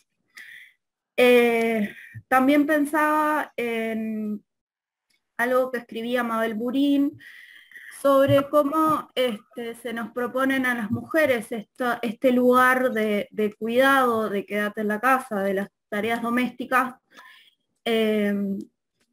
pero también se nos genera con esto un sufrimiento psíquico muy importante, ¿no? Y muy solapado, que también creo que tiene como contrapartida este sufrimiento que vos traías de la masculinidad, ¿no? Y de esta masculinidad que es tan nociva para los varones, porque en esta cuestión también quizás de que las mujeres muchas veces estamos haciéndonos cargo de la casa, de cómo están los niños, cuánto espacio tiene el varón para pensarse a sí mismo, ¿no? Y pensar en qué conductas son adecuadas o no para sí mismo, qué alimentos o qué alimentos son saludables para su cuerpo, ¿no? Porque todo queda en manos de la mujer, es como que hay una negación a responsabilizarse por sus propias acciones, pero también por las acciones más comunitarias de lo más cercano que es la familia, ¿no? Y bueno, quería traer más que nada a Mabel a la discusión porque me parece que hace un aporte súper importante en esto de decir, bueno, lo que estamos haciendo a veces en esto de decir, bueno, pero es un trabajo, ¿no? El no trabajo, soy ama de casa, en realidad genera mucha nocividad para las mujeres y también para los varones en esto de no permitirle los espacios de pensarse. Gracias. Gracias, Ilse. Creo que seguía Beatriz, si no me equivoco. Sí, está bien.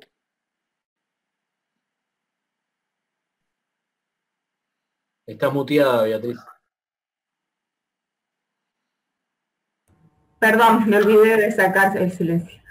Quería plantear algo sobre el video. Ese video ya lo había visto y me genera como cosas contradictorias. Por un lado, creo que refleja claramente una situación muy común, ¿no?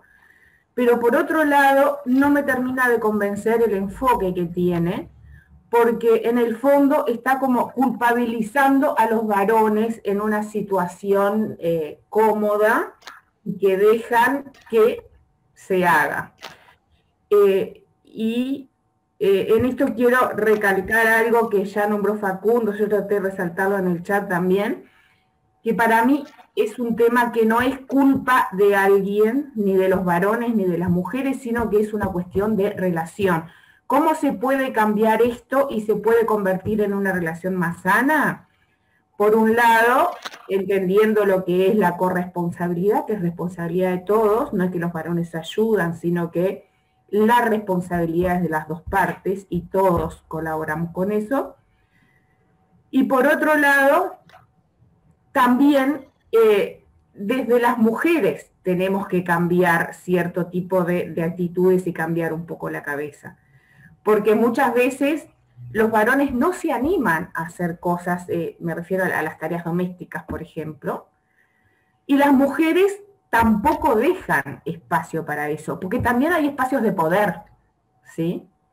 Que también se disputan y que tienen mucho que ver con ese relacionamiento. Entonces, en el fondo está la disputa del poder en algunos ámbitos y que es parte de este relacionamiento. Eso es.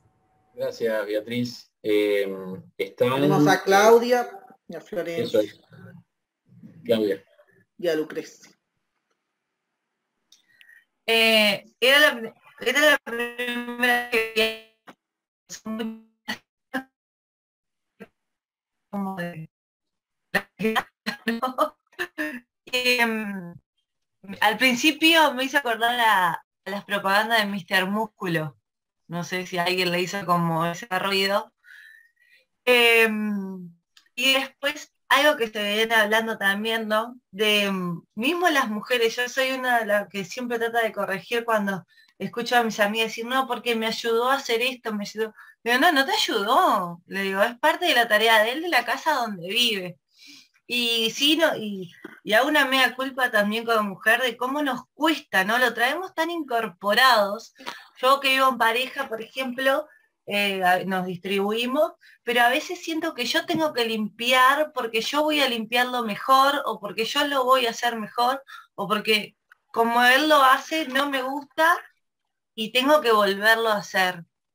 Y es algo que me cuestiono, obviamente, que sé que está mal, y que claro, también le da el lugar al hombre, ¿no? A sentirse, bueno, yo no sirvo para esto, o lo que yo hago está mal, y bueno, porque como ella lo hace mejor, y yo lo único que puedo hacer es ayudarlo.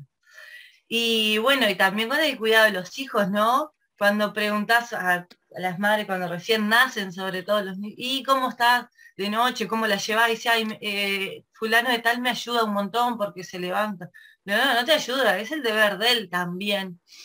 Y otra cuestión que me surgió en todo esto, sobre las paternidades, lo traigo a colación, sobre el sistema, que hoy lo quise decir, el tema de las licencias maternales y cómo recién ahora en estos últimos años se dio una licencia paternal, ¿no? Que también eso, al no poder elegir el hombre, quedarse en la casa después de que tiene familia, o sea, tiene un bebé, eso también el sistema generaba que, bueno, el que tenía que volver a trabajar era él, no la mujer. Bueno, me pareció muy, muy bueno el video. Gracias. Gracias, Claudia. Florencia, Lucrecia. No sé quién estaba primero, si Lucrecia o yo. ¿Yo? Sí. Tal. A mí me hizo pensar varias cosas. Primero, como la situación esta de ponerse en el lugar de jefa de hogar y de como ser la jefa en el ámbito doméstico, de tener que delegar. Es como bastante incómodo, por un lado. Por otro, también pensaba en tareas que son domésticas y que son tradicionalmente ejecutadas por varones. Yo, por ejemplo, participo de un colectivo en el que, entre otras cosas, descargamos camiones y a veces hay pesos pesados, cajas, bolsas de harina gigantes, etc. Y que las mujeres adoptamos primero que adoptamos un rol crítico en eso, ¿no? Pero también desarrollamos estrategias para cuidar nuestro cuerpo, como por ejemplo trabajar de a 2 o de a 3 personas, utilizar carros y demás. Pero lo que ocurre, que es un fenómeno curioso, es que cuando las mujeres del colectivo cargamos algo pesado, enseguida vienen varios compañeros, que seguro es en la mejor intención, pero enseguida vienen varios compañeros, o mismo la gente que laburan en los fletes, y nos dicen, no carguen, es muy pesado, te ayudo, y eso no les pasa a los otros varones y no se ayudan entre ellos. Que los veo pasar a los compañeros con bolsas gigantes al hombro, destrozándose la espalda, y digo, como si hubiera esa cultura también no está esa cultura del cuidado de su propio cuerpo. Y por último pensaba que nos enseñan en nuestras casas, ¿no? Con esto de la división del trabajo doméstico. A mi hermano, por ejemplo, tradicionalmente, mi viejo le enseñó de electricidad, de sanitaria, y un montón de herramientas para la vida que a mí no se me enseñaron. Yo aprendí a usar un taladro a los 30 años. Yo le decía a una amiga, vos aprendé a usar un taladro que te sale un falo prácticamente, porque adquirís un montón de autonomía con esas herramientas y que no se nos enseñan desde pequeñas, y que también ahí hay un trabajo doméstico que estaría bueno que fuera distribuido, porque para mí son herramientas re valiosas para la vida, tanto como saber cocinar, limpiar y criar, ¿no? Y que a las niñas no se les enseñan. Gracias, Florencia. Lucrecia. Yo quería poner como dentro de lo cotidiano y esos espacios que hablaban hoy de cómo ayudar. El tema de la comunicación por parte de los varones, desde cómo se expresan a nivel de la parte emocional, al cómo se visten y todas esas conductas que reflejan la forma de expresarse en sí, y dejar de atribuirle esa clasificación binaria de lo femenino y lo masculino a las conductas para eso mismo, para que una mujer pueda usar un taladro, así como el hombre tenga que ir y fregar la loza. Y creo que sí, que la comunicación, o sea, funciona tanto como a nivel de la heteronorma dentro de lo cotidiano en un hogar convencional de madre-padre, por ejemplo, a una relación de pareja de generaciones más jóvenes. Que lo que sí creo es que el patriarcado termina haciendo eso, o sea, no los deja expresarse, los silencia, en cierta forma, de la parte emocional. Y bueno, y la comunicación también, o sea, las conductas hasta como la ropa que llevamos. O sea, si le dejamos de atribuir lo masculino y lo femenino y lo dejamos de ridiculizar, creo que sería una buena forma de llevar las conductas cotidianas. Gracias, Lucrecia. Julieta, Fernando, sí. Tenemos a Julieta y capaz que después vamos como dando redondeo para estar en hora. Sí, porque se nos va la hora. Julieta, Sí. cortito, si podés. Sí, no, en realidad yo me quedé pensando en esta idea de culpa y de responsabilidad, y en realidad considero que si bien las mujeres tenemos la responsabilidad, bueno, de señalar estas cosas e intentar relacionarnos con los hombres entre nosotros, para abrir estos espacios de comunicación y de repensarnos, también considero que bien, si las mujeres tenemos el trabajo y la responsabilidad de repensarnos, el hombre también tiene como colectivo de repensarse y abrir espacios y de recibir lo que la mujer tiene para decir. Por ejemplo, yo lo llevo al plano sexual y pienso, digo, bueno, si la mujer tiene que apoderarse de su voz, de su deseo, decirlo, plantearlo, también tiene que haber un espacio en donde el hombre pueda recibir un no, pueda recibir un esto no me gusta, hablemoslo, conversémoslo, y entonces tiene que haber como una apertura de los dos lados para que ese diálogo y esa comunicación lleve al cambio. Y nada, pensaba, no es un tema de echar culpas ni de responsabilizar a unos y otros, sino de construir en conjunto, lo pienso así. Sin duda, y obviamente vale la pena aclarar que en 2 horas pudimos compartir algunas cosas y sin duda que lo heteronormativo nos atravesó todo el conversatorio. Acá falta hablar de un montón de formas de ser varón totalmente distintas a las que hemos planteado y la disculpa por ello, pero bueno, fue un poco lo que surgió. Veo a Facundo con la mano levantada, pero le voy a pedir que me aguarde un minutito. Les quiero mostrar algo. Hicimos el año pasado, para el Día del Padre, de la campaña de Menker de Paternidad en Uruguay. ¿Escuchan ahí sonido? Sí, perfecto. Perfecto.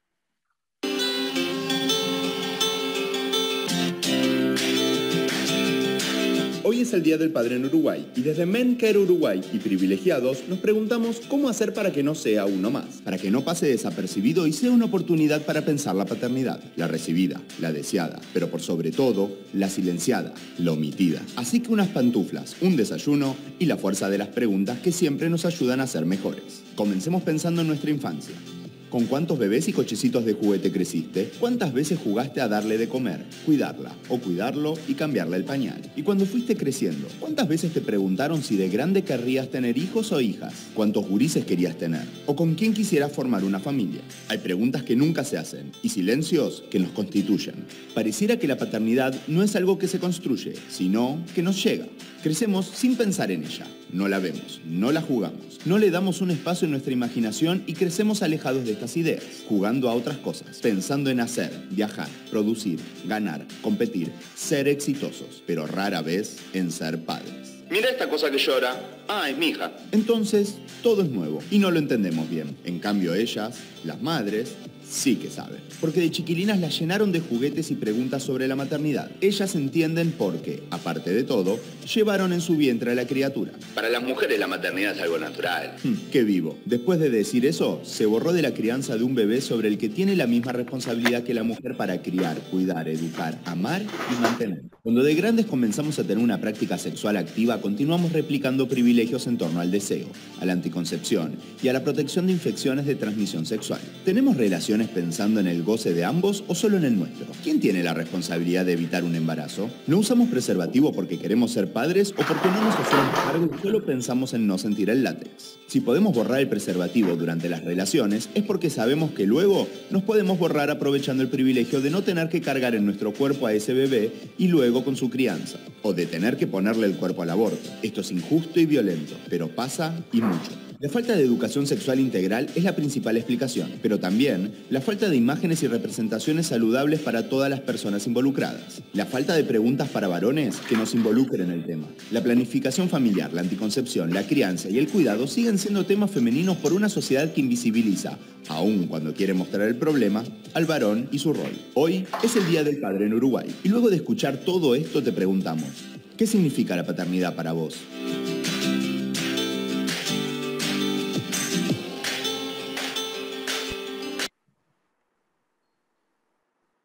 Bien, disculpen que les quería mostrar esto, que puede ser un poco repetitivo y Facundo, si querés en un minutito hacer un breve comentario, yo después cierro con la presentación. Bien. Muy breve. Me quedé pensando, ya que estamos terminando, en cómo muchas veces estas discusiones tienden a tornarse discusiones sobre el deber ser, ¿no? Sobre los mandatos que hay asignados a los roles de género y las inequidades que hay, pero no dejan de girar en torno a los mandatos, ¿no? Y pienso que podría ser otra la discusión si en vez de hablar sobre mandatos, a veces lo tornamos para hablar más del deseo, ¿no? Que creo que es como una sustancia, una fuerza que es bastante más transformadora que el deber ser, y en realidad en esta discusión se puede girar hacia ese lado, ¿no? El deseo de una sexualidad más plena, más integral, del placer de criar, de compartir, del ser con otros. Creo que no sé, como no sé, me quedé pensando en eso, ¿no? Cómo nos es más sencillo a veces hablar de lo que nos falta, del deber ser, de lo que tendríamos que hacer, y nos cuesta más hablar de lo que desearíamos, de lo que nos gustaría, del goce, de otras dimensiones de la vida que creo que nos hacen a seres más plenos, más integrales. Exacto. Por ahí. Exacto. Bueno, me leíste el PowerPoint, porque fíjate que ahora no nos va a dar el tiempo, pero si lo quieren hacer ahora en los próximos minutos, después cada uno bicha resultados, si se puede. En Menti yo les había propuesto esta otra pregunta: ¿cómo te gustaría que fueran los hombres que comparten contigo a diario? Y acá es donde, en contraposición con el deber ser, aparece el deseo, ¿no? Aparece el plan, el pensar, bueno, en esto de cómo me gustaría, seas hombre, seas mujer, bueno, seas quien seas, poder construir una imagen deseada, ¿no? Y de alguna manera, para finalizar esto y sentipensar, que es un concepto que, bueno, una compañera colombiana, Sara, siempre nos invita a usarla, esto del sentipensar, la masculinidad hegemónica, los modos de ser varón, como habíamos planteado, y de alguna manera el foco de la interseccionalidad, lo vincular, cómo esto genera, por un lado, factores de violencia basada en género, factores de la masculinidad, pero también factores saludables.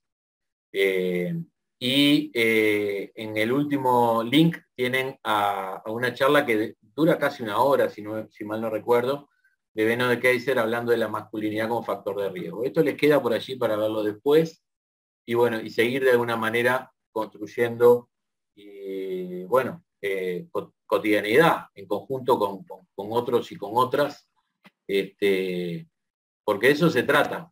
No hay una forma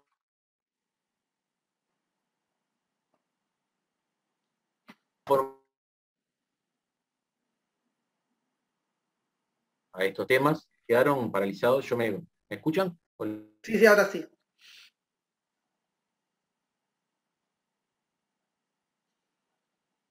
Hola. Ahora hola, sí. Hola. Hola. Ahora sí. Disculpen, no sé en dónde me quedé colgado, pero le decía que no hay una verdad a revelar, o no hay una forma predominante de trabajar este tema, sino que, bueno, la idea es que cada uno, cada una en sus ámbitos cotidianos, bueno, ponga este tema sobre la mesa, y otros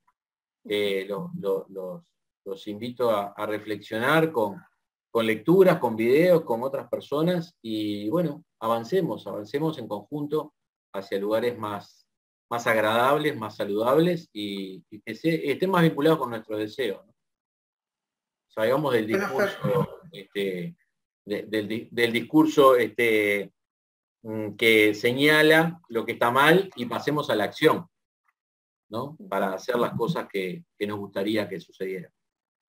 Muy bien. Bueno, gracias Fernando por el intercambio, ha sido súper rico. No sé, Virginia, te paso la palabra para vos, y cumplimos con el objetivo propuesto, un poco por la Comisión Abierta de Equidad y Género. Me parece que ha podido aportar muchísimo, ¿no? Esto de este intercambio que hicimos, y que varias personas estuvieron presentes y de alguna manera aportando a la deconstrucción, ¿no? Así que Virginia, no sé, tú si querés agregar algo. No, bueno, simplemente agradecer también. Y bueno, porque esta es una temática muy, muy importante, ¿no? El tema de masculinidades, ¿no? Cuando la pensamos también con Fernando desde la construcción de qué contenidos, ¿no? Es un tema muy importante que no, como bien dijo Fernando, es bastante reciente, y bueno, nosotros tenemos la intención de seguir incluyendo esta temática en las actividades de capacitación. Simplemente eso. Muchas gracias. Bueno, gracias a todos. Gracias, Fernando, por tus aportes. Gracias a todas y todos por participar. No se olviden de completar la asistencia, completar un formulario y contestar unas preguntas, a ver si estuvieron atentos y atentas a todo lo que estuvimos conversando. Así que, bueno, agradecerles y nos vemos próximamente.